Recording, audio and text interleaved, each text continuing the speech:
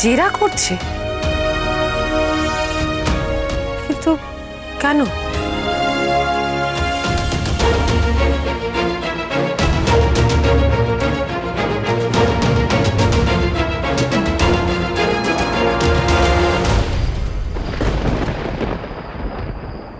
এবার কথাগুলো ঠাকুরকে জানাতে হবে। মানতেই হবে? তোর সাহস তো কম নয় ছুরি। কি এমন কথা তোর যে আমাকে মানতেই হবে? আমি মানার কথা বলিনি, জানানোর কথা বলেছি। আগে ঠিক করে কথাটা শোনো। আমি ঠিকই শুনেছি। বলি কি এমন কথা, তোর কি কথা যে আমাকে মানতে হবে? আমি জানি এই সব কিছু তুমি কথা ঘোরানোর জন্য বলছো। আচ্ছা আমাকে একটা কথা বলো তো, তোমার যখন ইচ্ছা হবে তখন তুমি শুনতে পাবে, আর যখন ইচ্ছা হবে না তখন তুমি শুনতে পাবে না। মানেটা কি? সবটা কি তোমার মর্জি? ঠিক বলেছিস সেটা। যেমন দেখ, তুই যখন লড়াই করিস তখন দেবীর সঙ্গে কাঁধে কাঁধ মিলিয়ে লড়িস, আর দলের মধ্যে সব কাজের বিরোধিতা করিস। এটা তোর মর্জি না? হ্যাঁ মর্জি। কারণ ইংরেজদের বিরুদ্ধে যখন আমরা লড়াই করি তখন একমত হয়ে লড়াই করি। তার মানে এটা নয় যে দলের ভেতরে ও যা বলবে সেটা আমাদেরকে একমত হয়ে মেনে নিতে হবে। আমরা দেশের দশের ভালোর জন্য, তাদের প্রয়োজনের জন্য আমরা লড়াই করি, কিন্তু এর মানে দলের ভেতরে ও যা বলবে সেটা আমাদের মুখ বন্ধ করে মেনে নিতে হবে, তার তো কোনো মানে নেই। ওর সঙ্গে আমাদের মতবিরোধ হতেই পারে। হ্যাঁ নিশ্চয়ই পারে, কিন্তু ঘরের কোঁদল যেমন ঘরেই মিটিয়ে নিতে হয়, সেটা বাইরে নিয়ে যাওয়া উচিত নয়। এক্ষেত্রেও তাই করা উচিত, তাই না? কি ভুল বললাম?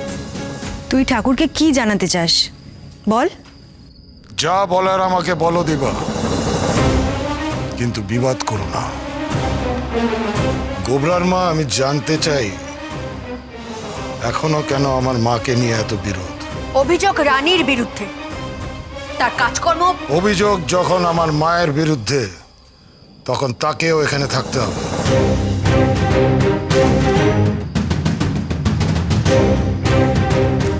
সে এসে বলুক সব কথা,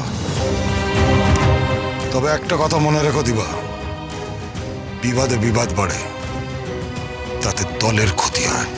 আমাকে ক্ষমা করবেন বাবা ঠাকুর।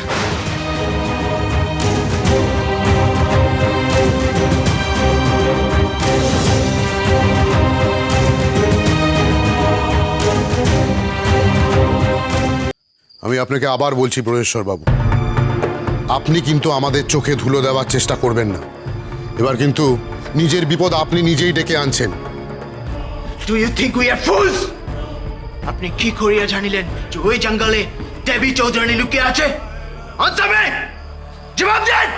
আমি আপনাদের প্রশ্নের উত্তর দিতে বাধ্য নই। আপনার পিতার কথা সম্মান দিয়ে এখনো আপনাকে কোম্পানি গ্রেপ্তার করেনি।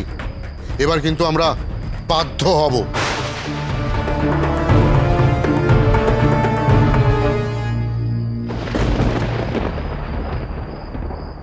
আমাকে গ্রেফতার করবেন? কিন্তু কেন, কোন অধিকারে? দেশে ল অ্যান্ড অর্ডার মেনটেন করে কোম্পানি, আর আপনি ওই নোটোরিয়াস ডাকাইতের সঙ্গে হাত মিলিয়ে। না, আমি কোনো ডাকাতের সঙ্গে হাত মেলাইনি। এগুলো আপনাদের সব মন গড়া কথা। আপনাদের কাছে কি প্রমাণ আছে? কি প্রমাণ আছে? আপনারা কি আমাকে দেখেছেন কোনো ডাকাতের সঙ্গে কথা বলতে? বরং আমি আপনাদের প্রশ্ন করছি, আপনারা কেন আমার পেছনে তাড়া করে গিয়েছিলেন?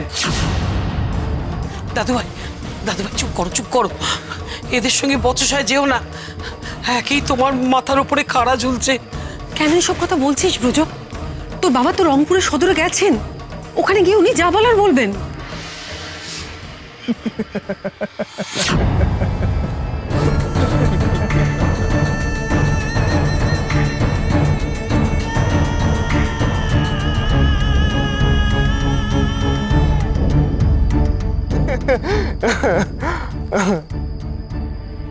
মিস্টার রে সদরে কোনো আলোচনা করিতে যাননি, ওনাকে ওখানে কোম্পানি রেস্ট করিয়াছে।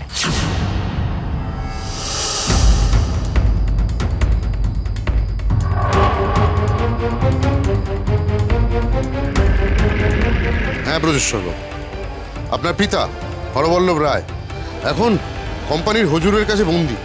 তাকে যদি মুক্ত করতে চান তাহলে 30,000 টাকা জমা করে মুচলেকা দিতে হবে আপনাদের।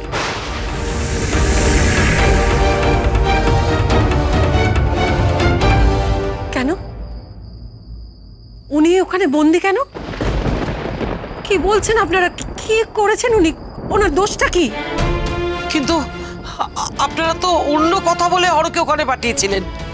আপনারা স্পষ্ট করে বলুন কি চাই আপনাদের। মানে টাকা চাই, টাকা।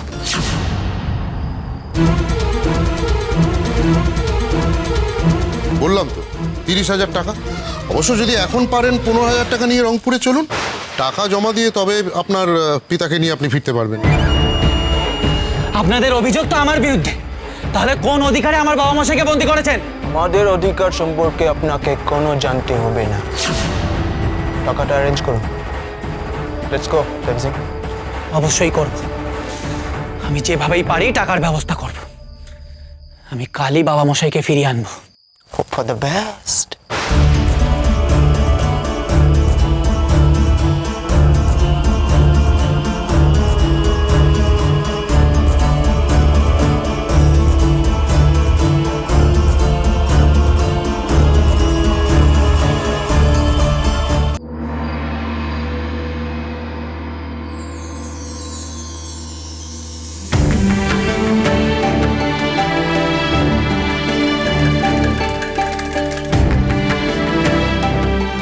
আমার অতীত, আমার বর্তমানের ব্যক্তিগত জীবন সম্পর্কে আমি কাউকে কোনো কথা বলিনি, বলতে চাইও না। ব্যক্তিগত প্রশ্নের উত্তর দিতে আমি বাধ্য নই। ওসব বলে কথা ঘোরালে চলবে না, তোমাকে বলতেই হবে ব্রজেশ্বর রায় কেন তোমার নাম ধরে ডাকছিল। দলের মন্ত্রগুপ্তি হিসেবে তোমাকে এই প্রশ্নের উত্তর দিতেই হবে, তোমাকে বলতেই হবে। তোমার অতীতের কথা যখন বারবার উঠে আসে তখন কেন বারবার হরবল্লভ আর তার ছেলে ব্রজেশ্বর রায়ের কথা উঠে আসে? রানীমা, আমায় ক্ষমা করো। আমি বলছিলাম যে তোমার সাথে ব্রজেশ্বর বাবুর কোনো রকম যোগাযোগ না থাকলে উনি কি করে তোমার নাম জানলেন? এর জবাব যদি তোমার কাছে থাকে তাহলে তুমি যদি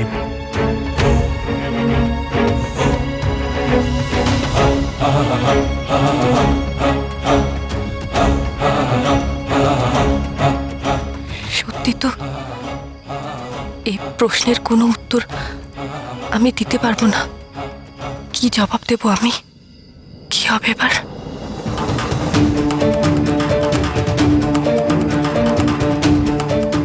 প্রফুল্ল, প্রফুল্ল, তুমি অসাধ্য সাধন করেছো। তোমার সেবায় এ যাত্রায় উনি প্রাণে বেঁচে গেলেন। তিনি আমার নাম জানতে পেরেছিলেন কারণ রায়মশায়ের যখন জ্ঞান ফেরে তখন গোবরার মা ভুলক্রমে আমাকে কয়েকবার প্রফুল্ল বলে ডেকেছিল। তখন হয়তো রায়মশায়ের কানে কথাটা গেছিল। ও আচ্ছা, সেই কারণেই বুঝি তোমার নাম ধরে এইভাবে হাপুস নয়নে কাঁদবেন। এরম অসুস্থ শরীর নিয়ে বোধহয় সারা জঙ্গল তন্ন তন্ন করে খুঁজছিল তোমাকে, তাই না? তিনি এমন কেন করছেন সেটা আমাকে জিজ্ঞেস না করে তাকে গিয়ে জিজ্ঞেস করলে ভালো হয় না?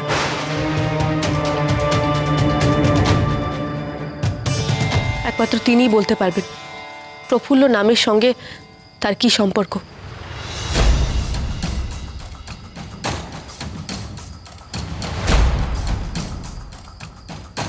তুমি কি চাও মা? কেন কেন দল ত্যাগ করে চলে যেতে চাইছিলে? না বাবা ঠাকুর, আমি যে কাজের জন্য নিজেকে উৎসর্গ করেছি তার চেয়ে বড় উদ্দেশ্যের খোঁজ আমি পাইনি। যদি পাই তখন দল ত্যাগ করার কথা ভাববো।